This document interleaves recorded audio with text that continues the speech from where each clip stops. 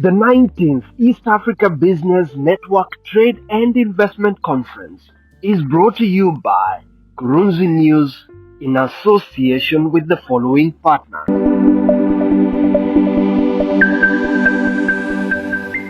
So we continue having these conversations here at the 2024 East African Business Network Investment Conference. This time around, we are talking to Faith. Why am I even introducing you? But let's begin. First of all, Faith Kiunga, Senior Mortgage Loan Originator. Correct. I have to be slow on those words. Loan Originator. Loan Originator. So tell us, Faith, first of all, it's good to have you here. Thank you. Let's begin by talking about you as Faith and the business that you offer. What exactly does the loan originator mean?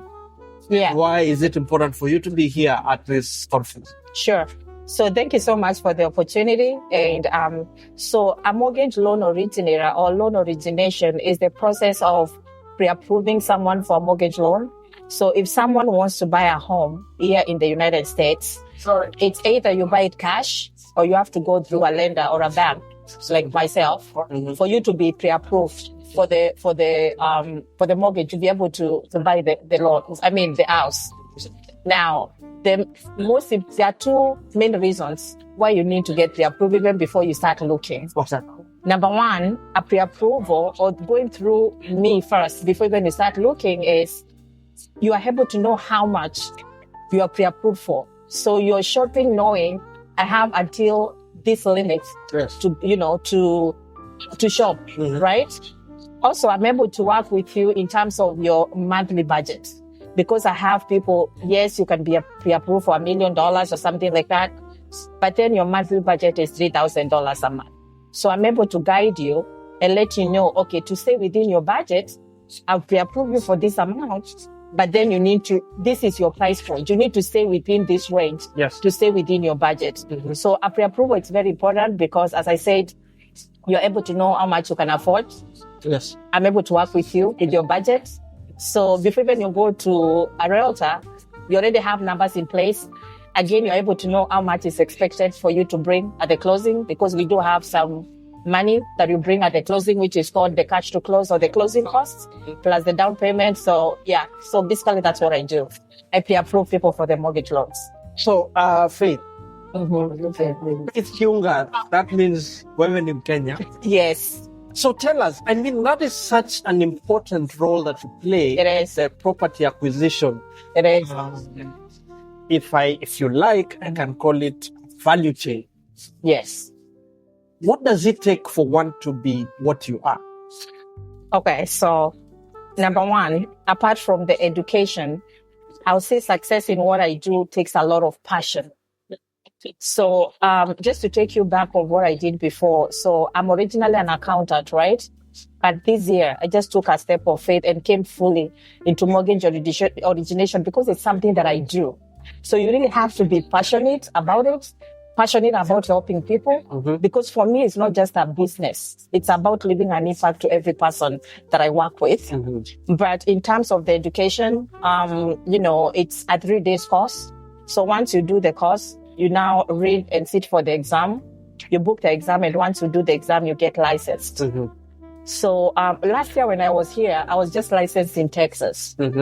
But as I said, I'm also, just like my name, I'm a person of faith, right? So this year I took a step of going fully into what I do. So I got licensed in 4 other states. So right now I'm licensed in 5 states, which includes Texas, Pennsylvania, Missouri, Kansas, and Georgia. Wow. Yeah. So in your exam, 3 days and you become as important as you do you need any accounting background like you do? Or what exactly does it take in terms of expertise or ability? Yep. But also financially, what does it take? Yeah. So to be honest with you, it really does not need an accounting background. But for me, with an accounting background, it's an advantage. It's just an added advantage because I already, I've been working with numbers from the word go because loan origination, it's all about numbers. But again, you don't have to have the accounting background for you to be a good Mortgage Originator. As I said, it's passion. Yes. If you have passion in it, you get plus a good mentor who's going to mentor you. For me, when I came in, there was no other mortgage loan originator in Dallas, in the DFW area. So I've had to learn most of the things by myself. But people who have come after me, I'm always ready to show them the... So you're the guinea pig. Yeah, you can say that. In the Kenyan community. Uh-huh. Yeah. And so let's talk about how this process goes. Right. Like you said, I mean, it is something that you're passionate about. Yes. Like you said, somebody has to start with you before they even see a realtor. Correct. So tell us, the property acquisition process and what exactly is required from, a prospective home buyer. Right. Because I asked that question because I do know that there are many of our people, and by our people I mean the Kenyan community, the African immigrant community, who are still living in apartments, and whenever they pay, they will probably be, homeowners, or they could be in the process of getting themselves a home. Yes. So one thing I really thank God for is putting me in this space, because through what I know now and through the education, by the way, just to mention, we offer 3 seminars every last Saturday of the month. Me and Mercy, Wadia, she's a realtor. And the reason we even started these seminars is because when we started doing this, personally, when I started doing this, I realized there's a lot of misinformation in my community and a lot of myths about buying a home. So what I would like to say is, for me, I love making the process so easy and seamless and simple. As a matter of fact, because buying a home is one of the greatest investment you're making, right? So, the first thing you do is you submit an application through my link, which takes 5 to 10 minutes, which is also very mobile friendly. It's more like, I tell people it's more like a questionnaire, honestly, because you're just answering some questions, your name, where you work for the last few years and things like that. Then I only ask for 4 things, just apart from submitting an application, because as I said, I like making it so simple. I tell someone only 4 things. That's what I ask for. I ask for if you're employed. So I ask for 2 years of W-2s if you're employed, because we have to track the last 2 years of where you worked. Yes. If you're self-employed, instead of the W-2s, it's 2 years of taxes. Okay. Then if you're still employed again, we ask for the most recent 30 days pay stubs. So the W-2s, most recent 30 days pay stubs, a form of government identification. It can be your driver's license. It can be your passport, and then your most recent bank statement to see your assets. So 4 things again, I said. Number 1, you have to submit an application. W-2. Let me see if you got it. Yeah. W-2. Application, W-2, pay stub, and bank statement. Yes, and driver's license. You got it like that. So the application is not one of the 4 things. But I mean, including that is 5. Okay. It's 5. Yeah. But you got it right. Yeah. And so once that is sent to you, what is the next step, and what are the timelines? Sure. So I promise my clients I'll go with the speed they want me to go, right? I'm very swift in what I do. So if you give me everything that I need, which is the 4 things that I just talked about, and then submit an application, my turnaround time is 24 hours. And most of my buyers will tell you, I don't take even that long. I tell them 24 hours, but to be honest with you, I get back to them within the next 12 hours, or even some few hours, depending.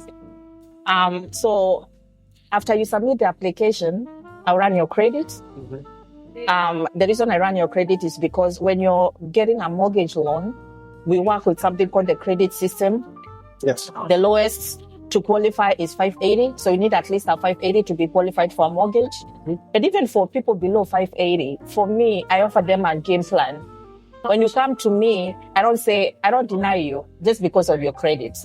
It might be below what we need, but then I'm going to offer a game plan and tell you what you need to do to get to where we need to be. Absolutely. So you'll never come to me and I'll tell you cannot buy a home, because anyone can buy a home. As a matter of fact, I tell people, if you can afford to lease or rent a house, you can as well own a home. Okay. And I'm so passionate about this because I don't like people renting. I mean, you know how people say the interest rates are high. I don't want to.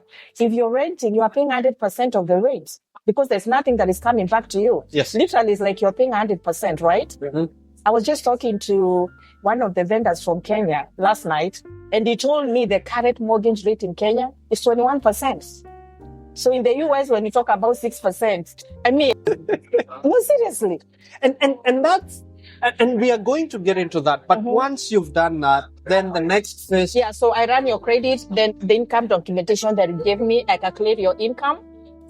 Then we have something called the DTI, or the debt to income ratio, which is your monthly income versus your monthly liabilities on what I got from your credit. Yes. And that is what really tells me how much you qualify for. Because the DTI, or the debt to income ratio, it's how I'm able to know how much someone qualifies for. Yeah.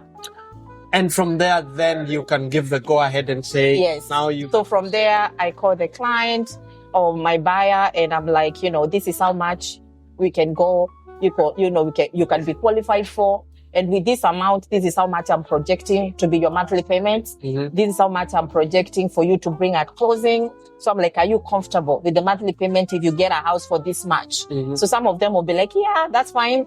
Again, I told them it's an estimate. My estimates are normally just on the higher side because I would rather give you $50 more than give you less. But some say, no, that's too much for me.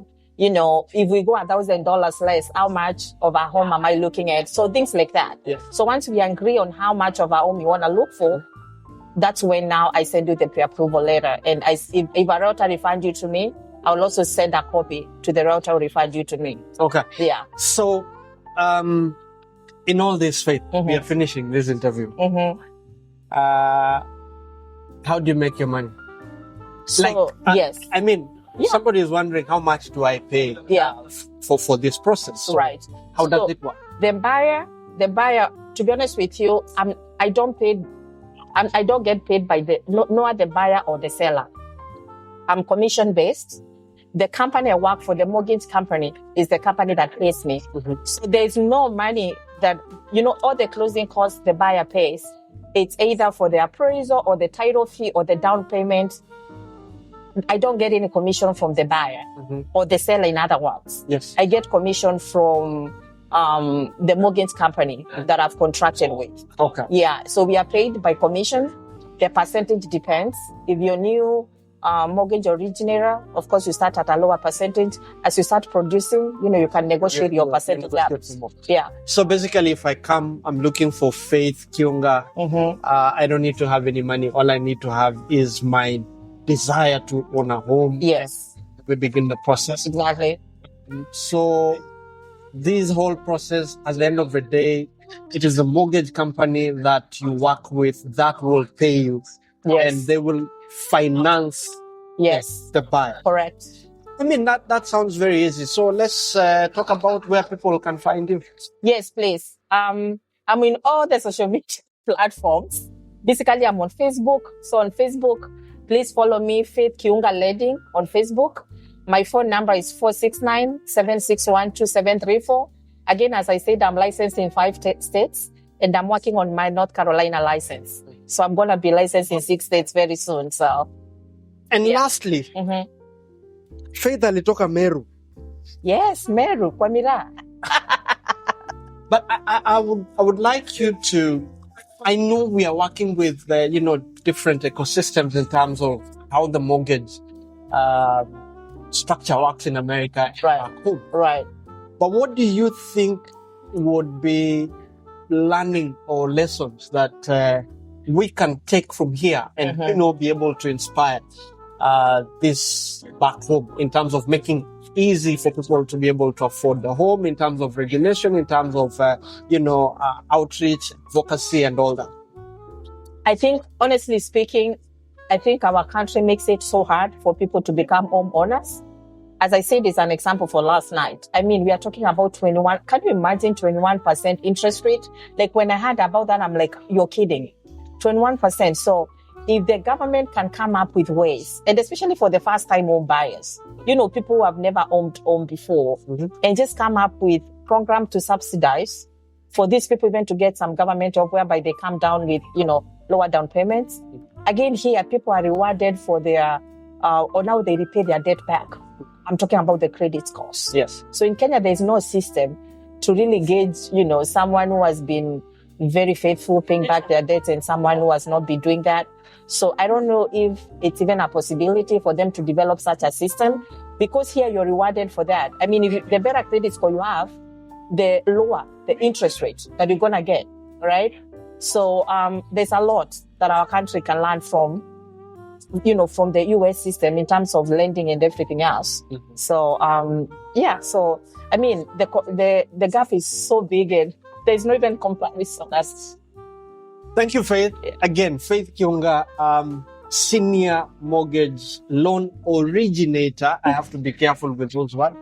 But again, we are talking about the opportunities that we have. And again, Faith, it has to be it has to be said, right, that a lot of what you're doing is inspirational to many of the people out there coming to this country those many years back. I'm not going to say how many, and being able to get to this kind of level in terms of assisting people to own homes is something that, every young person should look up to, and living the American dream, if you like. Right. But then again, like we keep saying, it is about connecting the opportunities that are in this country and trying to see how can we have a fusion of some of these experiences to be able to make our country better and expand the opportunities that people can have. And that explains why we're still talking from the EABN, East African Business Network Investment Conference 2024, where trade opportunities, people are able to interact and see how those two can meet and be able to help, and so that the people who are here in the diaspora can be able to take advantage of the opportunities back home and vice versa. So this is coming to you courtesy of Kurunzi News and Legend Media. See you around.